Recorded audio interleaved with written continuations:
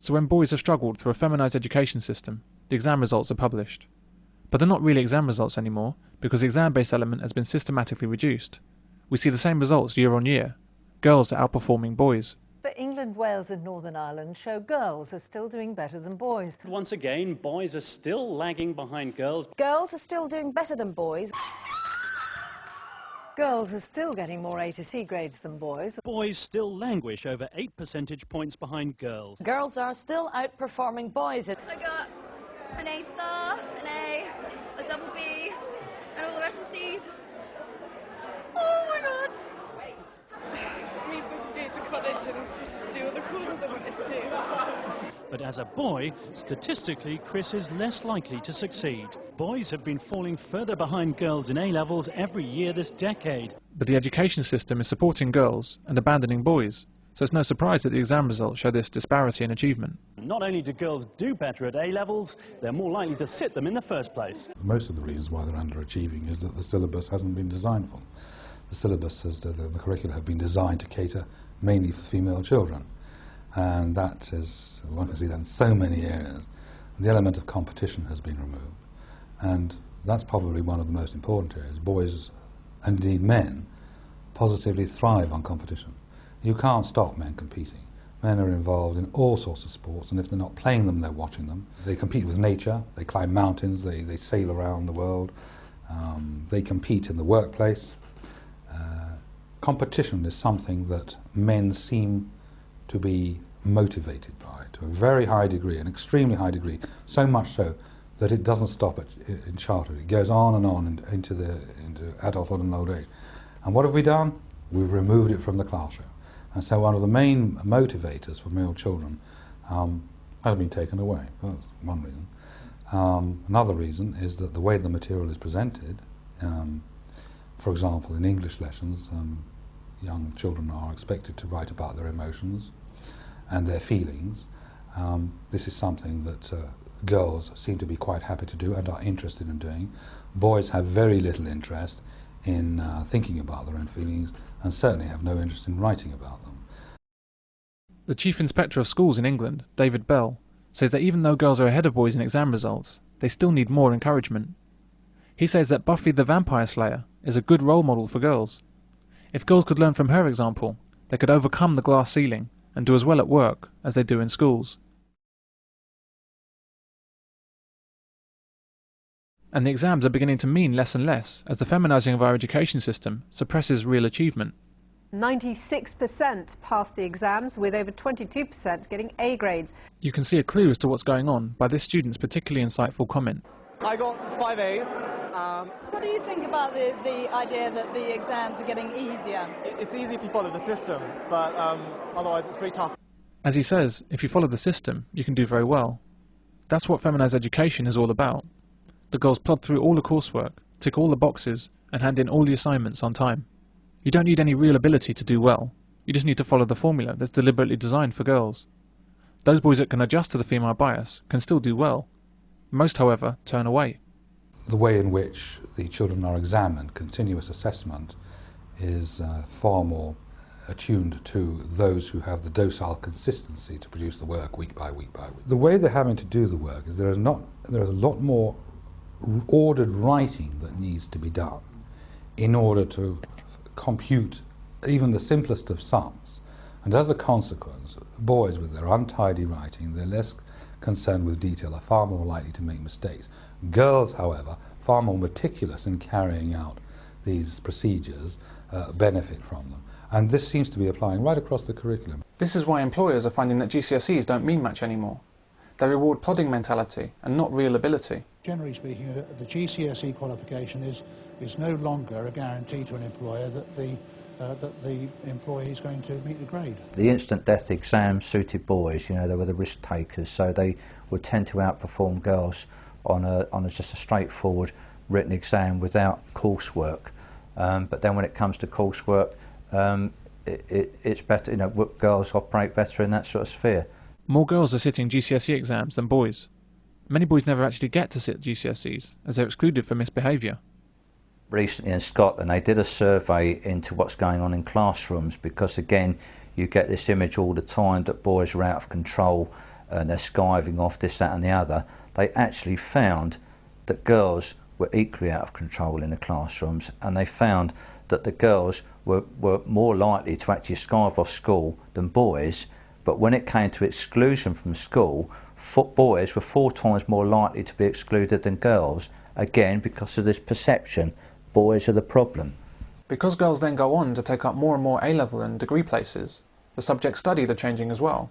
Girls avoid the hard sciences and maths and opt for subjects that interest them more. In my maths A-level course, there were no girls in the class, and in physics, there was a single female. Well, another trend from the results is the drop in students wanting to study science. Apparently, they think it's too hard. The number sitting physics, for instance, has dropped. It is very concerning that we've seen very sharp drops in the numbers of people who are studying foreign languages, who are studying computer science, who are studying all science subjects. In some cases, a drop of 50% or more in the last 10 years. They're opting instead for media studies and psychology. I want to continue dance because I think that's probably my favourite subject. Between them, this group has 23 A or AS level qualifications, but only 1 in physics, and no one fancies it as a career. There didn't seem to be any point to what I was learning. There didn't seem like a kind of an outcome that was kind of relevant to me at all. I just didn't find it interesting. People assume that they'll go for creative things like dance and stuff because they assume that it's the easy option. Why not? Too hard. I knew I'd fail it, so I'll take the easy option. Women now take up the majority of university places, and this is increasing year on year. But women don't like chemistry, or physics, or maths, or computing, because those subjects are too demanding. Women prefer the humanities and soft sciences, like psychology. Schools and colleges therefore have to devote more resources to the subjects that girls choose. The consequences of this discrimination against men are already becoming apparent. The study of chemistry is in crisis. The number of university chemistry departments has dropped by more than 1/3 in just 10 years. And in the last 8 years, the number of chemistry students has fallen by 25%. We don't get enough money for the teaching and the research that we do, and we couldn't get enough well-qualified students. The future lies with these youngsters.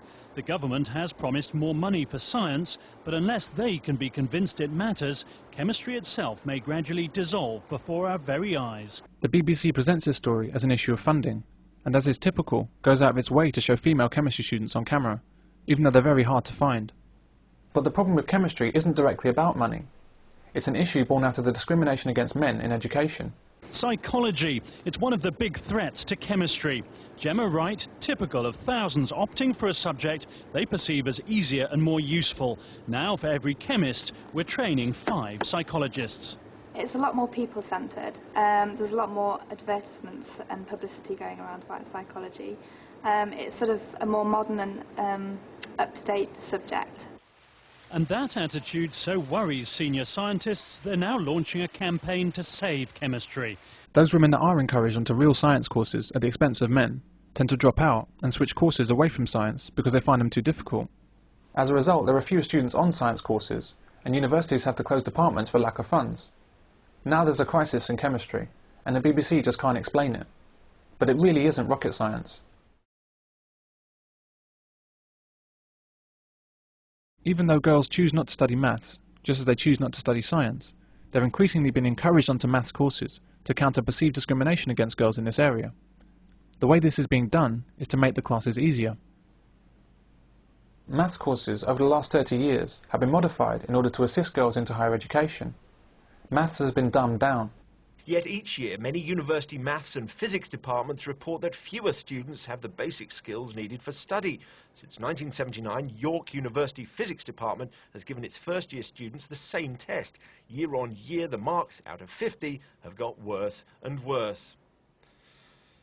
In fact, Imperial is having to introduce remedial maths because they say the maths A-level curriculum is too easy. Questions that 30 years ago would have been given to 15 to 16-year-olds for the old O-level. Furthermore, often the old O-level questions are harder than the new A-level questions because the new A-level questions liberally use diagrams and frequently, if not always, work the student through in a variety of little stages or steps. They will always work the student through. This is the world of feminized education. Simplified maths with lots of pictures so that girls can do it too. The problem is that when maths is made easy enough for girls, it's no longer of any value. There are many areas of maths where they have a knowledge of the subject, and they can follow a particular task through, provided it's presented step by step very clearly to them, and any problems follow exactly the steps that they've seen. But they have a serious difficulty, in our opinion, if they are given any genuine sort of problems to solve. Need someone to explain to me what all these mathematical equations mean. Who can do that? He's asking the right people. This is a summer school for gifted youngsters taking place at Imperial College in London. The gifted pupils at this event are all boys. You can tell that they must be all boys, because if there were any girls, they'd be the only ones on screen. Men are the geniuses that take us the next step forward in life, in science, in sport, in any field of endeavour. If we persist in dressing up females as being more capable than they are, if we continue denying boys a proper education, if we go on simplifying tuition to cater to female abilities, we're heading for a future where every aspect of humanity will be damaged, every achievement dulled.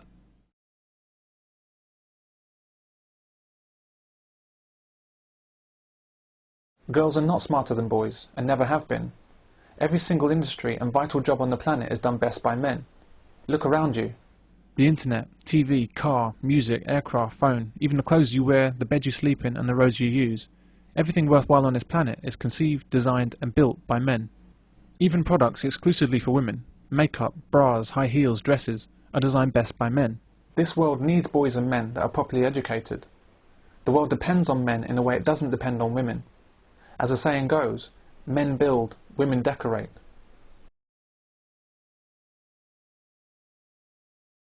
When we properly educate a girl, it's likely that she'll do well in life.